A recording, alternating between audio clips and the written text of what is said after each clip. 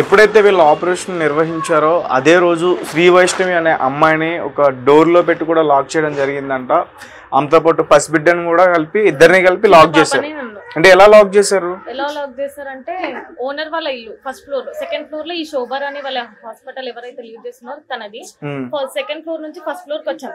కింద ఈ news channel వాళ్ళని అందరినీ పబ్లిక్ ని చూసేసరికి ఫస్ట్ ఫ్లోర్ లో ఓనర్ వాళ్ళ ఇంట్లో ఒక వాల్ లాగా ఉంది. అంటే సీక్రెట్ డోర్ లో లాక్ చేశారు వాళ్ళ పాపని. లోపలికి రండి అంటే అప్పటికి నేను మీడియా తరఫున వచ్చినాను వాళ్ళకి తెలియదు. తీసుకోవడానికి వచ్చినా అనుకోని లోపల నన్ను కూడా రండి లోపలికి రండి అని ఆ ఓనర్ ఎవరైతే లక్ష్మి అంట తన పేరు, ఓనర్ ఇంకా ఈ శోభర్ అని ఇద్దరు కలిసి లాక్ చేశారు. తర్వాత మా సిస్టర్ పైకి వచ్చింది, ప్రత్యూష అనే ఆమె సిస్టర్ పైకి వచ్చిన తర్వాత నేను చెప్పాను ఇక్కడ లాక్ అయి ఉన్నాము మేము, ఈ పాపని రూమ్ లో పెట్టారు అని చెప్పిన తర్వాత బయటికి తీసుకొచ్చిన తర్వాత ఇంకా న్యూస్ రిపోర్టర్ వాళ్ళు పైకి వచ్చారు. ఇదంతా ఇష్యూ తర్వాత కిందికి వచ్చినాక జరిగింది. అంటే ఆ గదిలో ఎంతసేపు ఉంచారు మిమ్మల్ని? ఎక్కువ టైం పట్టలేదు, ఒక 4-5 minutes అంతే. ఎందుకంటే వీళ్ళు పైకి వచ్చే లోపే బయట లాక్ చేస్తారా? లాక్ అనేది డోర్ వేసి ఉంచారు. అంటే అది డోర్ అనేది సీక్రెట్ డోర్ అని చెప్తున్నా కదా, ఒక వాల్ లాగానే ఉంది. వాల్ పెయింట్ ఈ డోర్ లోపల ఇంకో డోర్ లాగా అట్లా. డాక్టర్ మాట్లాడుతున్నప్పుడు ఎలాంటి విషయాలు అబ్జర్వ్ చేస్తారు మీరు అక్కడ?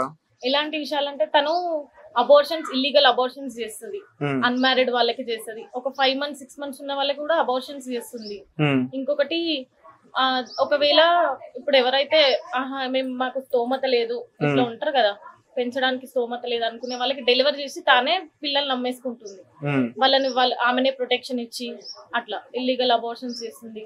ఇప్పుడు పాప అయితే 4 lakhs 5 lakhs, బాబు అయితే డిమాండ్ ఎక్కువ 6 lakhs 7 lakhs అట్లా. ఓకే, అంటే మీరు ఒక అడ్వకేట్ గా చెప్పండి, ఆమె మీద లీగల్ గా ఎట్లాంటి యాక్షన్స్ తీసుకోవచ్చు? లీగల్ గా యాక్షన్స్ అంటే 10 years తనకి లీగల్ యాక్షన్స్ అంటే జైలు, ఫైన్ కూడా ఉంటుంది. ఎందుకంటే తను చేసింది మామూలు చిన్న పని కాదు కదా. 372 373 సెక్షన్స్ ఐపీసీ సెక్షన్స్ కింద 10 years ఇంప్రిజన్మెంట్ ఉంటుంది. తన లైసెన్స్ కూడా క్యాన్సిల్ అవుతుంది. హాస్పిటల్ ఏదైతే ఉందో ఆర్ఎంపీ డాక్టర్ తను ఫస్ట్, అది కూడా సీసీ క్లినిక్ ఆర్ఎంపీ డాక్టర్, అది కూడా ఫస్ట్ ఎయిడ్ సెంటర్ అని పెట్టుకుంటాను, ఫస్ట్ ఎయిడ్ క్లినిక్ అని. డాక్టర్ కూడా కాదు నాకు చెప్పాలని. ఇంకా గైనకాలజిస్ట్ అని ఇంకోటి అందరికి చెప్పి నమ్మించడం. అక్కడ ఏదైతే హాస్పిటల్ క్లినిక్ లో మొత్తం సర్జరీ ఎక్విప్మెంట్ అక్కడ చూస్తే మనం సర్జరీ అంటే ఇంకా మాట్లాడేసరికి తను భయపడిపోయి ఓపెన్ అయిపోయింది. విజువల్స్ ఉన్నాయి, అవన్నీ రికార్డింగ్స్ ఉన్నాయి, అన్ని ఉన్నాయి. మాట్లాడేసరికి ఒప్పుకుంది, నేను ఏదో ఇట్లా నా పిల్లల కోసం చేసినాను అది ఇది అని చెప్తుంది. కానీ పిల్లల కోసం చెప్పిన అది ఇది అంటుంది. కానీ బ్యాక్గ్రౌండ్ సపోర్ట్ ఎవరున్నారో వాళ్ళంతా ఇది తెలియాలి ఇంకా అని అనుకుంటున్నాను. మేడం మీరు ఆ చుట్టుపక్కల ఏమైనా తెలుసుకున్నారా ఆమె గురించి? అంటే ఎప్పటి నుంచి ఆమె ఇలా నిర్వహిస్తుంది? 20 years నుంచి క్లినిక్ ఉందని తెలుసు, కానీ ఆ చుట్టుపక్కల ఏరియా వాళ్ళకి కూడా ఇట్లాంటి ఇన్ఫర్మేషన్ ఏది తెలియదు. అంతా అంటే క్లినిక్ పరంగా చేస్తుంది కదా, హాస్పిటల్ కి వచ్చినారు అనుకుంటారు, పేషెంట్స్ వచ్చినారు అనుకుంటారు. ఇట్లాంటి లోపల జరిగేటి ఎవరికి తెలియదు కదా, చుట్టుపక్కల వాళ్ళకి తెలియదు. తన దూరం వాళ్ళకి అట్లాంటి వాళ్ళకే సేల్ చేస్తుంది బేబీస్, ఎవరినైనా తెలిసిన వాళ్ళకి పరిచయం ఉన్న వాళ్ళకి ఇట్లాంటి ఇన్ఫర్మేషన్స్ అనేవి ఇస్తుంది. అంటే ఆ బిడ్డ గురించి మీరు వెళ్ళినప్పుడు మీరు కూడా ముందు కూర్చున్నట్టున్నారు కదా, అంటే మీరు ఎలా డీల్ చేస్తారు? అంటే ఎలా కొనుక్కుందాం వెళ్ళారు? అసలు ఎలా కొనుక్కుందాం అంటే సాయి సార్ ఎవరైతే ఉన్నారో వాళ్ళ వైఫ్ కి తనకి పిల్లలు లేరని చెప్పేసి తను అడిగారు. ఒక డ్రామా ప్లే చేసాం. డ్రామా ప్లే చేసి తనకి 10,000 అడ్వాన్స్ కూడా పే చేసినాం. మాకు తను నమ్మేసింది ఇంకా టోటల్ గా, ఇవాళ 4 lakhs వచ్చేస్తాయి. కానీ తను మధ్యలో విజయవాడ రమ్మంది, విజయవాడకి వెళ్ళడానికి కూడా రెడీగా ఉన్నారు. అంతా ఎట్లయినా ఇది బయట పెట్టాలని మొత్తం పక్కా ప్లాన్ తో ఉన్నారు. ఉన్న తర్వాత కూడా విజయవాడ రమ్మంటే మళ్ళీ కాల్ చేసి లేదు ఉప్పల్కే రండి, అదే ఫిర్జాత్ కూడా అక్కడికి రండి, బేబీని ఇస్తాము, బేబీ వచ్చేసింది అని చెప్పాను. మేము వెళ్ళిన 1 hour వెయిట్ చేయించింది. అంటే వాళ్ళని మమ్మల్ని ఆ తెచ్చిన ఆమెని మమ్మల్ని కలవనీయకుండా కింద గ్రౌండ్ ఫ్లోర్ లో క్లినిక్ అయితే ఫస్ట్ మీరు వెళ్ళి మాట్లాడుతున్నాం. బెడ్ అని తీసుకొచ్చారు, వేరే వాళ్ళు తీసుకురాలేదు, మేము ఉన్నప్పుడు తీసుకురాలేదు, మమ్మల్ని పైకి పంపించేసింది. సెకండ్ ఫ్లోర్ లో తన ఇల్లు అని చెప్పాం కదా, సెకండ్ ఫ్లోర్ కి పంపించేసింది. కింద క్లినిక్ లో బయట వీళ్ళంతా మన వాళ్ళు ఉన్నారు కదా, తనకు తెలియదు కదా. ఆల్టో కార్ లో ఒక స్వప్న అనే అమ్మాయి, వీడియోలో విజువల్స్ లో చూసే ఉంటారు, ఆమె తీసుకొని వచ్చింది. ఆమె కూడా ఒక పేరెంట్ లాగా, అంటే ఇప్పుడే డెలివరీ అయిన మదర్ ఎట్లుంటారో అట్లా తీసుకొని వచ్చింది ఆ బేబీని.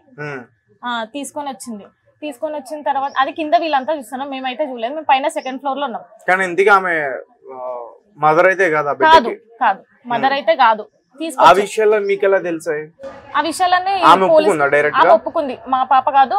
ఆమె ఏం చెప్పిందంటే, నేను గట్టిగా అడిగేసరికి పద్మ అనే ఆమె మ్యారేజ్ బ్యూరో ఆమె నాకు ఇచ్చింది పాపని ఇయ్యమని ఇక్కడ అని చెప్పేసింది. ఆ పద్మ ఎవరో అది డీటెయిల్ గా తెలియదు, పోలీస్ వాళ్ళు ఇన్వెస్టిగేషన్ చేస్తున్నారు, దాని గురించి ఇంకా తెలియదు. కానీ పైకి తీసుకొచ్చింది పాపని, మా చేతికి ఇచ్చింది, ఫొటోస్ తీసుకుంది, అన్ని తీసుకుంది. సార్ ఏం చేశారంటే క్యాష్ కార్ లో ఉంది, నేను వెళ్ళి తెస్తానని చెప్పేసి కిందికి దిగారు.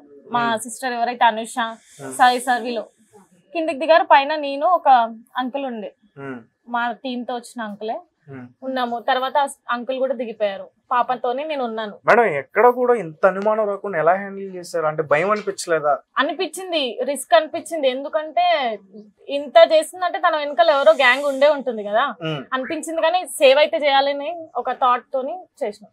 ఓకే, సో ఫైనల్ గా ఎలా అనిపిస్తుంది ఒక ఆడబిడ్డని రక్షించారు? చాలా హ్యాపీగా ఫీల్ అవుతున్నాం మేమైతే. నెక్స్ట్ స్టెప్ ఏంటి మరి? ఆ ఆడబిడ్డ అసలు ఎవరి బిడ్డ తెలుసుకునే ప్రయత్నం చేస్తారు? ఎందుకంటే ఆపేయరు, పేరెంట్స్ ఎవరో తెలుసుకోవాలి. ఒకవేళ లీగల్ గా వాళ్ళకి పేరెంట్స్ లేకపోతే ఇప్పుడు ఎవరైతే అడాప్ట్ చేసుకున్నారో వాళ్ళకి ఇవ్వచ్చు. కానీ పేరెంట్స్ ఉన్న తర్వాత వాళ్ళు కిడ్నాప్ అయ్యారో ఎట్లా అయ్యారో ఏదో తెలుసుకోవాలి కదా, తెలుసుకున్న తర్వాతనే వీళ్ళకి ఇవ్వాలి. ఇప్పుడు ఎవరైతే ఉన్నారో వాళ్ళందరినీ శిశు గారికి రికవరీ చేసుకున్నారు పోలీస్ వాళ్ళు, పేరెంట్స్ నుంచి, అడాప్టెడ్ పేరెంట్స్ నుంచి. తెలుసుకోవాలని అనుకుంటున్నాను నేను కూడా.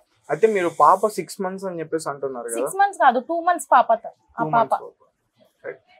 పాప 2 months అన్న విషయం ఎలా తెలుసు మీకు? తనే చెప్పింది 2 months పాప అంటే. తన ఫేక్ ఆధార్ కార్డ్స్ కూడా ప్రొవైడ్ చేసింది మాకు, parents Aadhaar cards, father mother అని చెప్పేసి.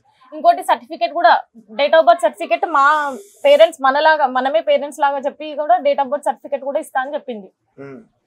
సో అంటే దాదాపుగా దానికి 50,000 ఖర్చు అయితే అని కూడా చెప్పింది.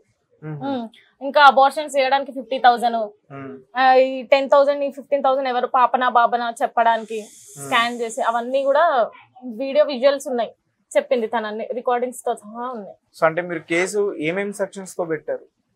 372, 373, 370 IPC, 88 జేసీ జువెనైల్ జైల్, అదే జువెనైల్ జస్టిస్. ఓకే, అంటే ఎట్లా వర్తిస్తుంది అవన్నీ కూడా? జీవిత ఖైదీయా? జీవిత 10 years ఉంది దీనికి. ఓకే, అంటే ఈ విషయం వెలుగులోకి వచ్చిన తర్వాత ఎవరైనా మిమ్మల్ని అప్రోచ్ అవ్వడానికి ట్రై చేశారా? తల్లిదండ్రులు కానీ వేరే ఎవరు అప్రోచ్ అవ్వలేదు ఇప్పటి వరకు. అది ఎక్కడ నుంచి తెచ్చారో వీళ్ళు తెలియదు కదా, ఇంకా అక్కడ వరకు వెళ్ళిందో మన న్యూస్ లేదో తెలియదు కదా. ఈ పాప ఫోటో వైరల్ అయిన, పాప ఫోటో ఎక్కడనో వైరల్ అవ్వలేదు. ఒకవేళ తెలిస్తే ఈమె మా పాపనే అని వచ్చేవాళ్ళేమో. అయినా 2 months కి ఐడెంటిఫై అవ్వాలి. ఇప్పుడు వీళ్ళు ఎప్పుడు కిడ్నాప్ చేశారు, 1 day కి చేశారో 2 days కి చేశారో మనకు తెలియదు కదా. ఐడెంటిఫై చేస్తే వస్తారేమో మేబీ పేరెంట్స్, ఇంకా ఫర్దర్ గా ఏదన్నా తెలుస్తుందేమో పేరెంట్స్ ఉన్నారు. అలాగే పోలీసులకి మీరు చెప్పినప్పుడు వాళ్ళు పెద్దగా పట్టించుకోలేదు, దాని తర్వాత మీరు వాళ్ళని ఒత్తిడి చేస్తేనే మిగతావన్నీ కూడా వాళ్ళు వ్యవహరించారని చెప్తున్నారు. నిజమేనా? అవన్నీ వాస్తవాలేనా? లేదు, పోలీస్ స్టేషన్ వేరే కేసెస్ కూడా ఉన్నాయి పెండింగ్ లో, పట్టించుకున్నారు. కాకపోతే కొంచెం లేట్ అయింది, FIR ఫైల్ అయ్యడానికి లేట్ అయిపోయింది. ఓకే మేడం, పిలవగానే వచ్చారు వాళ్ళు కూడా, రెస్పాండ్ బాగానే అయ్యారు Medipalli police station. Okay madam, thank you so much. మీ వల్ల ఒక పాప జీవితం చాలా సేవ్ అయింది. అలాగే ఎవరైతే ఉన్నారో డాక్టర్ కూడా బయటపడింది ఆమె నిజ స్వరూపం. డాక్టర్ ఒకటే కాదు కదండి, మాఫియా గ్యాంగే బయటపడింది కదా వెనకాల. అంటే మొత్తం ఎంతమంది ఉన్నారు మేడం? 60 members అని అంటున్నారు న్యూస్ లో. 16 పేరెంట్స్ అయితే కాంటాక్ట్స్ డీటెయిల్స్ దొరికాయి. 11 members బేబీస్ ని రికవరీ చేసుకున్నారు. ఇంకా చేస్తూనే ఉన్నారు ఇన్వెస్టిగేషన్, ఎక్కడి నుంచి ఎక్కడెక్కడో ఊర్లో నుంచి. ఇప్పటి వరకు ఎంత మందిని అరెస్ట్ చేశారు? అరెస్ట్ 4 members ని చేశారు. అంటే శోభారాణి, సలీం, స్వప్న, ఈ పద్మ అనేది ఎవరైతుందో అంటే FIR లో మెన్షన్ చేసి తనని ఇంకా అరెస్ట్ చేస్తున్నారో లేదో తెలియదు. అలాగే ఈ శోభారానికి ఓనర్ లక్ష్మి కూడా సపోర్ట్ ఉంది, తను ఎట్లాంటిది కాదు అని చెప్పేసి కూడా ఆ రోజు మాట్లాడింది. సపోర్ట్ ఉందనే అనిపించింది. ఇగో ఒక పాప తనకి పెద్ద పిల్లలు ఉన్నారు, పాపని తీసుకొని వస్తే లోపలికి రా, ఈ డోర్ లో ఉండు, ఈ రూమ్ లో ఉండని చెప్తే తన సపోర్ట్ ఇచ్చినట్టే కదా ఇలాంటి ఇల్లీగల్ పనులకి. హౌస్ అక్కడ ఉంది, క్లినిక్ అక్కడే ఉంది, ఖచ్చితంగా సపోర్ట్ ఉండే ఉంటుంది. నా ఉద్దేశం అయితే సపోర్ట్ ఉంది తనది, ఓనర్స్ వల్ల సపోర్ట్ ఉంది. ఎక్కడ కూడా వాళ్ళ పేర్లు మెన్షన్ చేయట్లేదు ఇంకోటి ఓనర్స్ ది. సో ఫైనల్ గా మీరు ఏం చెప్పాలనుకుంటున్నారు? అంటే ఓనర్స్ ని కూడా ఒకసారి ఎంక్వైరీ చేస్తే బాగుండని నా ఉద్దేశం. Okay madam, thank you so much.